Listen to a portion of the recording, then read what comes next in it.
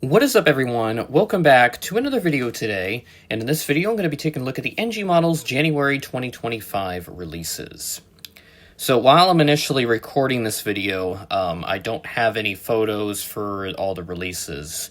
They've only posted the text list, but I don't have anything with the photos, and I've been told they won't be available until the next day from when these releases are posted, which are out on Wednesday the 8th, but I've been told they'll be out on Thursday, so I personally don't like the discrepancy between the text list being announced and then the pictures to go alongside it, because if I don't have the pictures, then I can't really get the full picture with the release announcement. But I'll go based off the text list for now, and then I'll come back later to look at the photos and then get a more full scope assessment on the releases.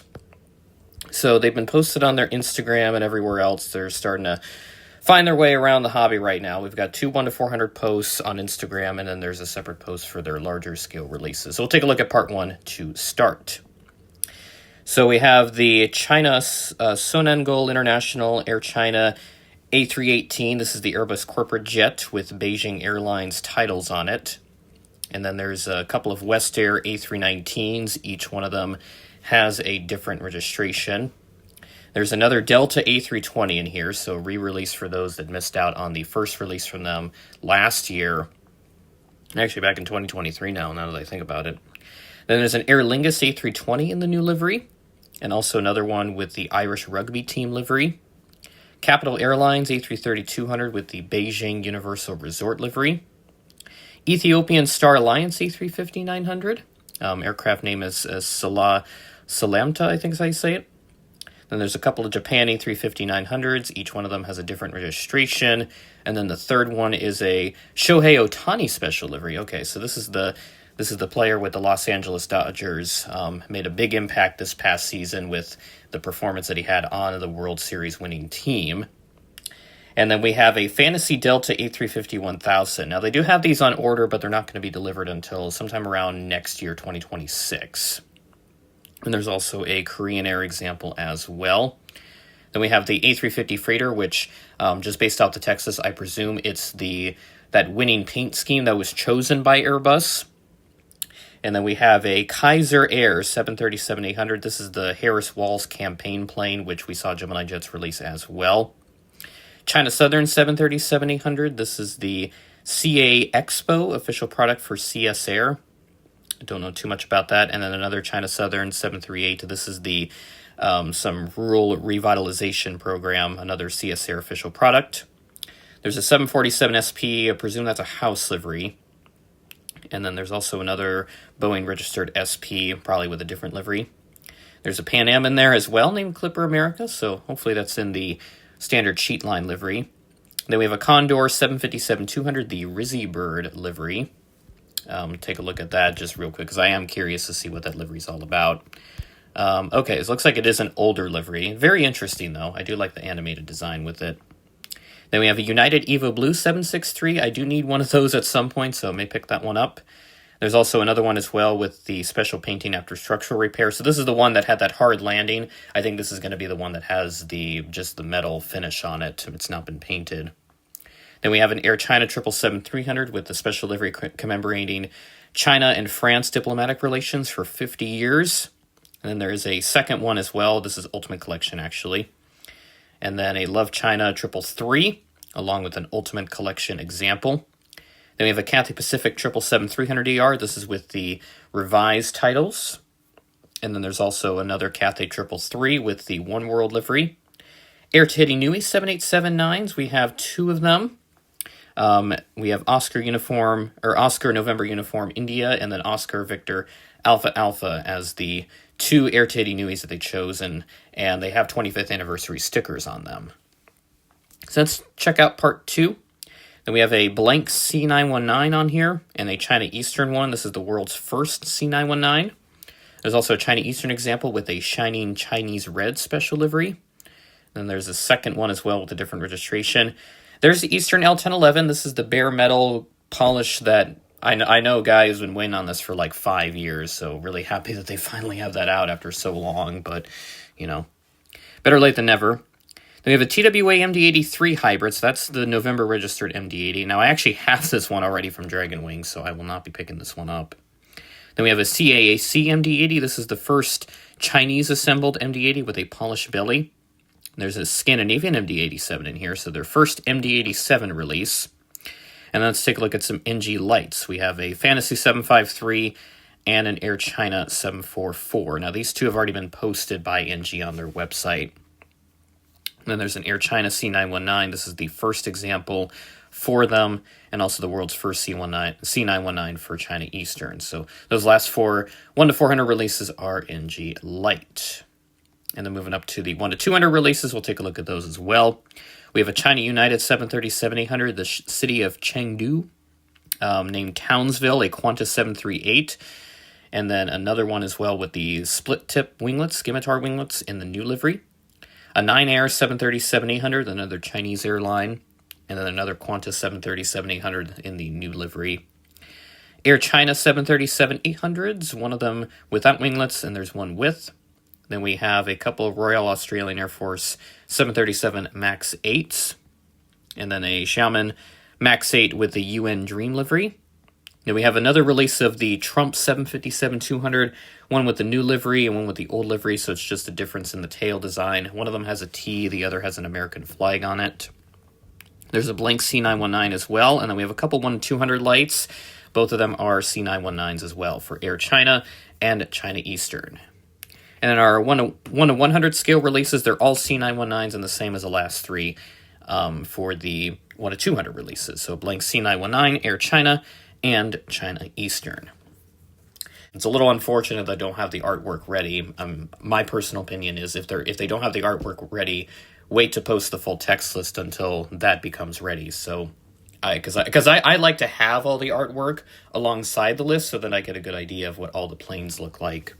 I don't want to have to go out of my way to look up every single plane on my own. It's better to have NG, have those be ready alongside the text list. So again, that's just my opinion. I just like to have all that ready, but we'll come back to this once they're out. All right, it is officially Thursday that I'm recording this part of the video, and a majority of the artwork has been posted. And I say the majority because, as you saw there were some IRL images that I had to use for certain aircraft, like the A318, the Capital A330, the Cathay 777s, and then the Trump 757. So they didn't post artwork for those for some reason, but I'm guessing with regards to the Cathay and maybe even the Trump as well, I think licensing probably plays a role in that, but I'm not sure about the Capital or the A318, if that's a similar reason why they didn't have artwork for those up on the website, or if there's something else going on with that. And I can quickly check their Instagram just to confirm that, they're not over there as well. They could be over there, but we will have to confirm that. So I did take a look, and they actually do have an image of the actual model for the Capital A330, the Beijing Universal Resort, on their Instagram page. So I'll pop that up on your screen so you can see what that looks like. But it looks pretty good. So it does look like they have quite a bit of the production finished for this release, which is pretty interesting. And then as for the Trump 757s, they just posted the box art for those. So again, that's also on their Instagram as well. But I'm not really interested in seeing the box art. I'd like to see the model, or at least a graphic of it. So just have to rock with that for now. And putting aside the massive release set, because there are 62 total releases, factoring in all the images that I have in this makeshift album that I have on my device so that I could show you that whole slideshow of the releases. This is a pretty good release, I would say. This is better than a majority of their announcements from 2024. And there are still some questionable choices, I would argue, like the Fantasy A350-1000s. They could have done a Korean Air A350-900 because they just got those, but instead they chose to do a 1000, so that does baffle me a little bit. Still plenty of Chinese releases, but I would say it's a little less than previous releases. It's good to see the return of some of the retro types like the MD-80, the L1011, and the 747 SP. So it is great to see those types coming back, and especially some much-desired ones. This is a welcome change for NG to start the year. The TWA Hybrid, the CAAC, and the SAS for the MD-80s are going to be really popular, I'm sure. As I mentioned with the TWA, I already have this from Dragon Wings, the exact registration, by the way, so I will not be picking this one up, and I'll be waiting for their next release, which hopefully is not going to take 6 months again, because that was a bit irritating to go that long without the MD-80 when you look at Gemini jets and what they've been pumping out. Pretty much every other month they've been using the type, so they're losing quite a bit of market share, despite there still being a good number of people that are waiting on NG to release MD-80s that they want, and they're intentionally skipping out on the Gemini because of the discrepancies with the mold. The Eastern L1011 is excellent. I'm probably going to get that one. Just have to assess my finances as we head through the new year. Definitely not in a bad state by any means, but it's I just don't want to go too crazy on spending right now, since I did place a large order recently, which will be coming up here in a future massive unboxing, which should be out not this coming weekend, but the following weekend. And then the other model that does interest me is the Evo 763, because I missed out on the Gemini release from quite a few years ago now. So having another opportunity to get one here is very welcome. So I will be eager to pick that up and add my first NG76 when the time is appropriate. So it's really just the 1 to 400s, a good plethora of Chinese aircraft still, but I think a little less actually than some previous releases. But even still, there's plenty to choose from in that regard. But again, welcome to see the L1011, MD-80, and 747 SP return for this release. And hopefully they will be used excuse me, more regularly in 2025, because we went pretty much the entirety of 2024 without those types, except for the release set, and I think it was May or June when they used the MD-80 when they debuted that for those American releases. And then checking out the 1 to 200 releases, I'm a bit surprised to see that NG Lite is making an appearance in the larger scale, so not exactly sure how that's going to perform, but I guess they're just experimenting to see if they can get some extra profit off of those.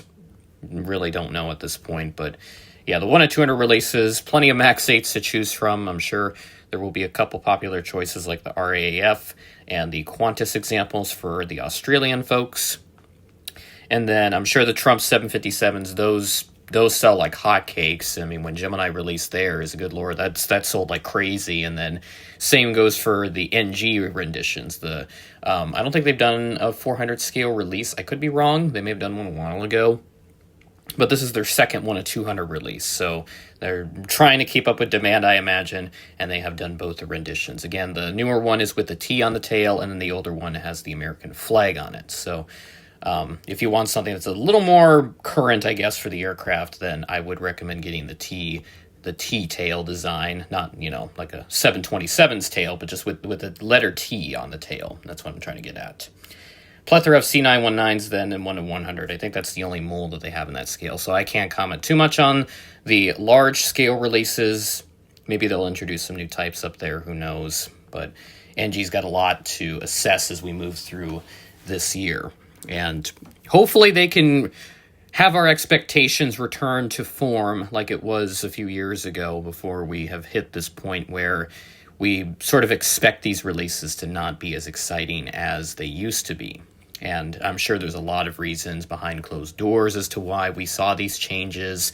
And quite frankly, we're never going to know the reasons to them, because a lot of these companies tend to be very secretive with their business procedures, which is understandable in some regard. But I think there are still quite a few collectors out there who would like to know some of the business decisions that are being made. Why are they being made? And what, is there any way that they could change them to better benefit the collectors, instead of just trying to make a quick buck off of numerous duplicates and all that? But at the end of the day, a business runs off of money. So if the decision is to try and make a quick profit and all that, then I can at least understand that to an extent. But even still, with the potential that NG has with the excellent hard product, still doesn't really excuse some of the bad release choices that we have had previously. And again, I want to say that this release is better than their previous ones.